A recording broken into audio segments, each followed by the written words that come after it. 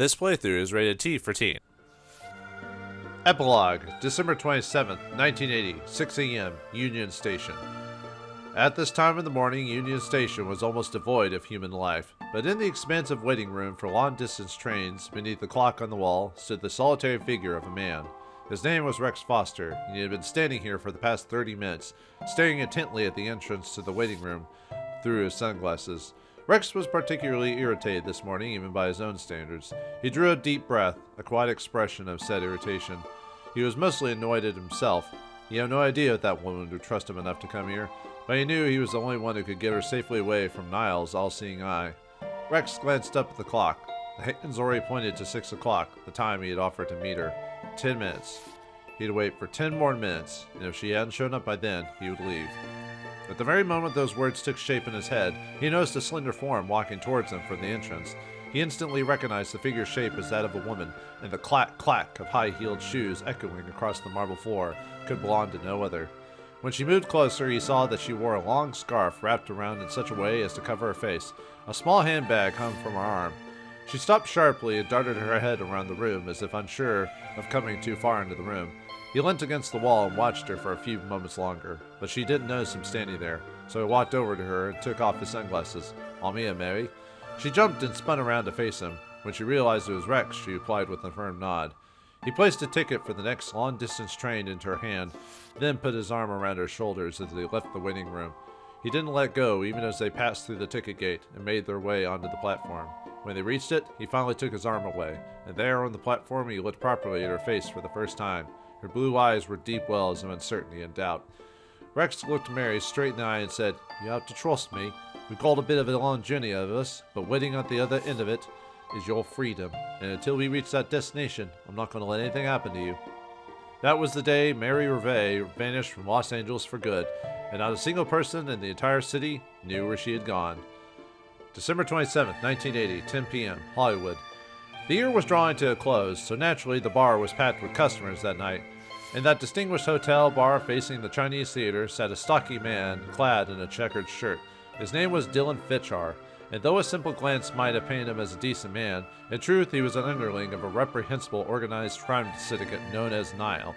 This was the first time in a while that Dylan had drunk such high-quality liquor, though he had perhaps enjoyed too much of it already by his point. He was getting more than a little tipsy. He knew exactly why the drinks tasted so good to him. It was because he was finally getting out of having to hide away in that apartment building, keeping tabs on everyone. He'd been getting so bored of pretending to be someone he wasn't for so long, playing a role just as he could spy on people. As he drank to the bottom of his glass, he considered that it was almost like being an undercover cop, and he had been in such deep cover that recently he'd started to forget who he really was. When he left Cape West, he hadn't meant to follow that guy's advice. Still, he knew that no matter how much of his life he had signed away to Niall, the people at the top regarded him as nothing more than a pawn. Maybe now really was the right time to move into another field. "Another drink?" inquired the bartender upon noticing his empty glass. "Sure, why not? Surprise me." While he was waiting for his order, he stood up and went out into the hotel lobby, where he entered a number on the rotary dial on the payphone in the corner. After several rings came a click. Dylan was met with the almost robotic answering machine greeting, asking him to leave a message after the beep. Dylan was dumbfounded. Hadn't the fool told him to call tonight? And now he wasn't even waiting by the phone? He was so annoyed that he couldn't help but laugh bitterly, but he quickly stopped and considered his words. "Mr. Hyde, it's me," he spoke down the line, slurring his words a little. "I just can't stomach being around a weirdo like you anymore. Just forget all about me. If you keep my secret, then I won't tell Niall about any of your snooping around the apartment block either. But if you say a single word about me to anyone, a single word..." His tone was growing more agitated, but he only got that far before there was another click, followed by the sound of a tape rewinding.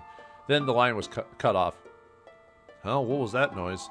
Dylan traipsed back into the bar, where the bartender had prepared his drink in a shaker. He placed a cocktail glass on the bar and poured the drink into it. Then he garnished it with a strip of lemon peel and topped it off with an olive skewered on a cocktail stick. Dylan took a sip of the drink, nodded in satisfaction. Then he looked up at the bartender and posed him a question. "Say, tell me, did it take you long to learn how to mix a great cocktail like that?" That night, Dylan left Los Angeles for good. Niall has never been able to trace his whereabouts. January 26, 1981, 3 p.m., downtown. It was a Monday afternoon, and the park was filled with the carefree voices of children playing. Just beyond the park, a car pulled to a stop and a single man stepped out. His name was Kyle Hyde, and up until the end of last year, he lived in an old apartment building just a few blocks from where he stood now. Hyde walked through the park and over the crossing on the other side. He was headed for the place he'd lived for those 4 years of his life since moving to L.A. As he walked those familiar streets, he couldn't believe it had only been a month. He turned the corner, and there it was. In place of the building he called home was a construction site surrounded by a tall fence. He peered in through a gap, and he could see that at least part of the building had been demolished already.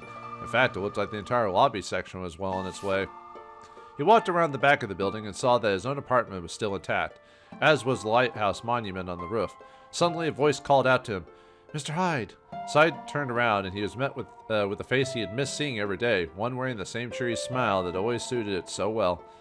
"Claire, it's you," he replied. "It's me. Never thought I'd run into you, though. Do you come around here often?" "Nah, this is the first time I've come to have a look since moving out." "Same here, but for me it's the last time, too." Claire's time as a waitress at the cafe on the first floor was over now. She was moving to Boston along with both her parents, she explained. "Are they opening a new cafe?" "Yeah, near where my mom grew up. It's a little on the small side, but I don't mind." "Sounds good," mused Hyde. "Be sure to stop by if you're ever in the neighborhood. My dad'll make you a California burger just the way you like it." Claire ran over to the fence and took one last peek at what was left of Lucky's cafe. Then she said, "Well, I've got to go. I hope I'll see you again sometime, Mr. Hyde." After Claire had gone, Hyde stood and stared up for a while at that last window along on the 4th floor, the last window his father had ever looked out of. He didn't linger for too long before making his way back to the other side of the park. When he got back into his car, he looked out through the windshield and saw Claire walking along with Sydney and a middle-aged woman. He didn't recognize the latter, but he knew at once who she was. All three of them smiled warmly as if the family had never been separated. Hyde reclined in his seat slightly and let himself relax. And as he gazed upwards, he had the strangest feeling that there was something different now about the sky over L.A. He wondered if all the people he'd come so involved with at Cape West just one month earlier felt the same when they looked up at the sky. As he lay there, he felt his eyelids starting to grow heavy, and he allowed himself to slip into an afternoon nap. Before sleep claimed him, he was assured by a single stray thought, "Rachel will make me up again. I can be sure of that." The end.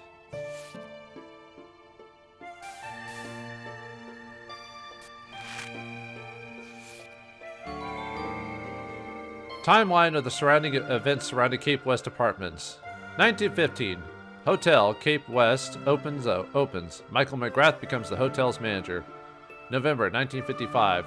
Jewelry theft. The Scarlet Star diamond is stolen from the collection of French jewelry Charnay by the group of jewel thieves known as Condor. December 1955. The plan to take down Condor is thwarted. After receiving some vital information about Condor, LAPD officer Frank Raver makes a deal with a safecracker known to him as Gregory, real name Chris Hyde, whereby the latter will sneak into Hotel Cape West and confirm the presence of stolen jewelry. The plan goes awry, and the safecracker is shot and killed by Michael McGrath. Chris's body is found. 3 days after the plan to take down Condor fails, Chris Hyde's body is found by LAPD officer Ed Vincent. There are no clues as to the perpetrator, and the case is left unsolved. The diamond disappears. Michael McGrath tells Condor ringleader George Patrice that when he killed the safecracker, the Scarlet Star was already missing from the safe. Frank Raver is announced. After Chris's death, a ploy by Frank's colleague Hugh Speck leads to Frank being pulled off the Condor investigation. October 1967. The link between Condor and Nile. Los Angeles Beat columnist Jack Green writes a piece entitled "The Truth Behind Condor," intended to be the first in a series of articles revealing the link between Condor and the organized crime syndicate Nile. The death of Jack Green. Jack Green is killed in a car accident. His colleague Rex Foster feels the death is suspicious and begins investigating. 1967. November. Rex's expose. Rex writes an article asserting that Jack's death was caused by a crime syndicate. However, it is dismissed as fiction and he is forced out of the industry. Closure of Hotel Cape West. Michael decides that he will be closing Hotel Cape West. He tells George that he intends to wash his hands of the hotel and all of the Condor's dirty dealings and moves to the countryside. December 1967. Kathy McGrath's murder. A party is held at the hotel and the day is due to close, due to which George secretly brings Michael's wife Kathy to room 404 and poisons her as a lesson to Michael. Kathy's ring goes missing. One of the people who discover Kathy's body is a hotel employee Mike Porter, older brother of Mary. Before informing anyone about Kathy's death, he steals her ring. The investigation of Kathy's death. Kathy's death is initially considered to be have been a suicide. George's murder. After George tells her about murdering Kathy, his wife, Margaret feels great animosity towards him and resolves to kill him herself. However, that same day, Michael breaks into their house and shoots George instead. Michael knocks Margaret out, places the gun that killed George in her hand, and then leaves. The death of Mike Porter. Mike Porter dies in a car accident. His sister Mary is the recipient of a sizable life insurance payout. 1968. Mary gets married. Mary marries her brother's friend Peter, who had become a great source of comfort to her. The George Patrice murder trial. Margaret becomes the #1 suspect in George's murder case, but there is insufficient evidence to convict her and she is found innocent. The day of the verdict, she used the money left to her by George to buy Hotel Cape West. December 1968. The renovation. Margaret has the hotel renovated into an apartment building. Cape West Apartments opens for business. 1977. Michael's death. Michael McGrath passes away after a battle with illness. 1980. Peter's death. Mary's husband Peter loses his life in a car accident. Speck runs for mayor. Hugh Speck announces that he will be running as a candidate for mayor. December 1980. Eviction notice. Margaret Pertise, manager of Cape West Apartments, sends eviction notices to all the residents. Kyle Hyde loses his job. Due to his general lazy attitude, Kyle Hyde is fired by Red Crown. When he arrives back at his apartment building, he almost bumps into a woman in a black hat and sunglasses who's walking out the front door.